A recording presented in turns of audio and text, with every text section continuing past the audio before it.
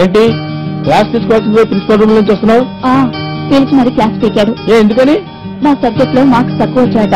ఊరి పిచ్చి విధవా, సాయంత్రం స్టాఫ్ రూమ్ లో అడగచ్చు కదా. వయసు పెరిగి మతి భ్రమించి ఉన్న జుట్టు కాస్త ఊడిపోయింది.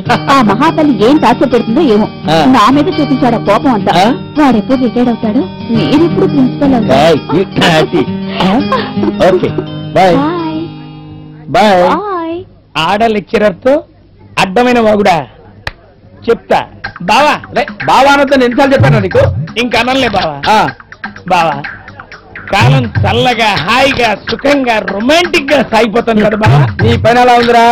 నా పని కాదు బావా, ఇదే ఆ శోభా మేడం తో నీ ఇకలు పక్కపక్కలు అన్ని చూస్తున్నావు. ఏం చేస్తున్నావురా? ఏం చేస్తున్నావు? చూస్తే ఏమవుతురా? ఏమవుతుంది? ఇక్కడ జరిగినవన్నీ అక్కతో చెప్పాననుకో, జరగాల్సిందే జరుగుతుంది. దరిద్రుడా, పిచ్చివాడు అంతా నోరు పడిపోదురా.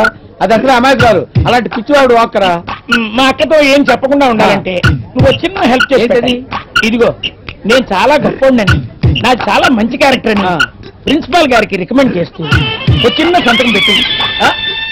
ఇందులో మ్యాటర్ లేదుగా? మ్యాటర్ నేను రాస్తా బావా, సింపుల్ గా రాస్తా.